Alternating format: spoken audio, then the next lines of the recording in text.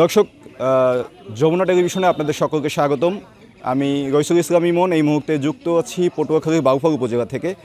আপনারা জানেন গত 5ই আগস্ট শেখ হাসিনা তার পদ থেকে পদত্যাগ করে দেশ ত্যাগ করেছেন। তিনি বর্তমানে ভারতে অবস্থান করছেন এবং এই কোঠা সংস্কার আন্দোলন বা বৈষম্য বিরোধী ছাত্র আন্দোলন যারা করেছে তারা আসলে এই বাংলাদেশটাকে একটি সুন্দর, বৈষম্যহীন এবং সকলের শান্তিপ্রিয়ভাবে বসবাসযোগ্য বাংলাদেশই তাদের কাম্য। তো বাউফলে যারা আন্দোলন করেছে তারা আসলে আমি সরাসরি দেখেছি দীর্ঘদিন এই আন্দোলনটা চালিয়ে গিয়েছে। শত বাধা, রাজনৈতিক দল, প্রশাসন সব বাধা উপেক্ষা করে আন্দোলনটার সাথে সম্পৃক্ত ছিল। এই বৈষম্য বিরোধী ছাত্র আন্দোলন যারা করেছে তারা আসলে কেমন বাংলাদেশ চায়, কেমন বিচার বিভাগ চায়, কেমন শিক্ষা প্রতিষ্ঠান চায়, কেমন সমাজ ব্যবস্থা চায়, আমরা সে বিষয়ে আসলে তাদের সাথে একটু কথা বলবো।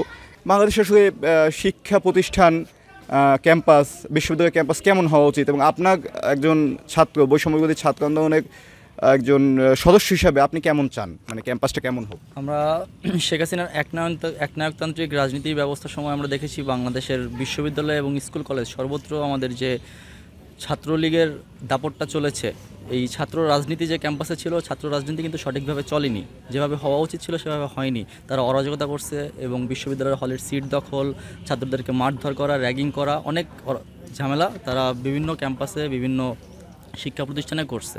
আমরা চাই এই যে ছাত্র রাজনীতি আছে ক্যাম্পাস থেকে ছাত্র রাজনীতি মুক্ত হয়ে যাক। আমাদের বুয়েট এবং খুলনা ভার্সিটি এই দুইটা জায়গায় কিন্তু ছাত্র রাজনীতি নেই, তারা যথেষ্ট ভালো আছে। আমরা চাই বাংলাদেশের প্রত্যেকটা বিশ্ববিদ্যালয়ে, প্রত্যেকটা ক্যাম্পাস, প্রত্যেকটা শিক্ষা প্রতিষ্ঠান ছাত্র রাজনীতি মুক্ত থাকুক, যে কোনো প্রকার ঝামেলা মুক্ত থাকুক, সবাই ভালো থাকুক।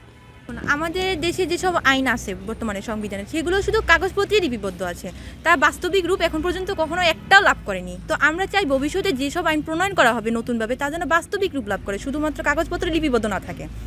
আর আমাদের দেশে আইন শৃঙ্খলা বাহিনীকে কেন কেন তৈরি করা হয়েছে? অবশ্যই দেশের মানুষের উপকারের জন্য।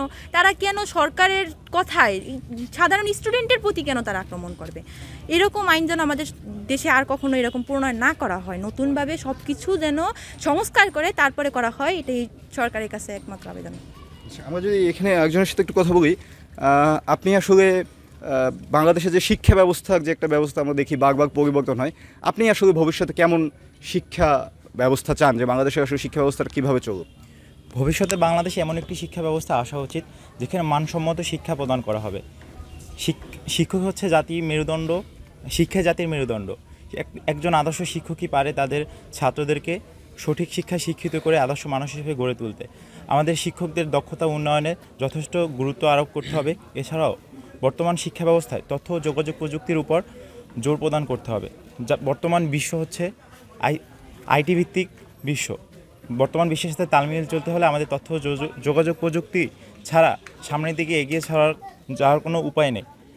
বর্তমান শিক্ষা পদ্ধতির বিগত সরকার আমলে দেখেছি যে কিছু কিছু শিক্ষা পদ্ধতি শুধু খাতা কলমে লিপিবদ্ধ ছিল, যা আমাদের বাস্তব জীবনের কোনো অবদান ছিল না।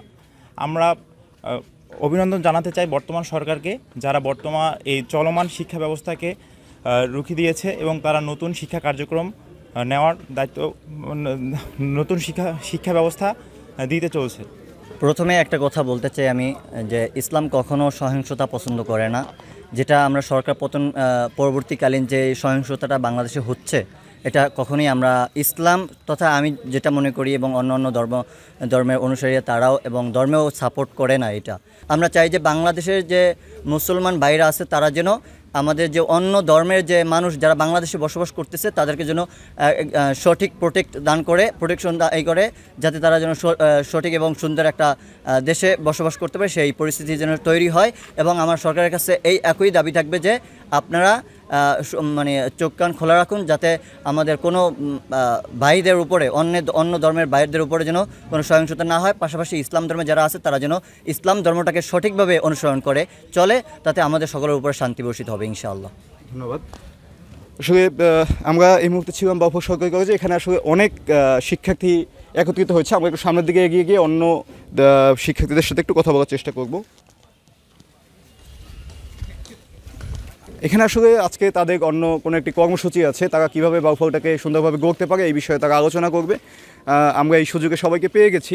আমরা যদি একটু কথা বলি, তাহিদ, আপনি আসলে বাংলাদেশে যে দুর্নীতি হচ্ছে এই দুর্নীতিমুক্ত বাংলাদেশ গড়ার জন্য সরকারের কাছে কোনো মেসেজ দিবেন কিনা? পুকুর চুরির মতো ঘটনাগুলো আছে, সেই দুর্নীতিগুলো বন্ধ করতে হবে, আমাদের অবশ্যই টাকা পাচারগুলো বন্ধ করতে হবে, যেহেতু আমাদের অলরেডি রিজার্ভ সংকট, সেখানে এত বিলিয়ন বিলিয়ন ডলার বিদেশে পাচার হয়, এটা আমাদের জন্য খুবই আশঙ্কা মানে করার মতো একটা ব্যাপার। তো এই জিনিসগুলো তো কমিয়ে আনতে হবে, তাহলে আমাদের রিজার্ভও বৃদ্ধি পাবে এবং আমরা মনে করি যে মূল্যস্ফীতির মতো যেই টার্মগুলো আছে, আমরা কিছু মানে শব্দ যে ব্যবহার করি সেই শব্দগুলো আমাদের আর ব্যবহার করতে হবে না। আমরা দেখব যে বাজারও স্থিতিশীল হয়ে গিয়েছে এবং মুদ্রামানও বৃদ্ধি পেয়েছে। তো এই জায়গাগুলো থেকে আমার মনে হয় যে টাকা পাচার এবং কুচুরির মতো ঘটনাগুলো বন্ধ করা উচিত।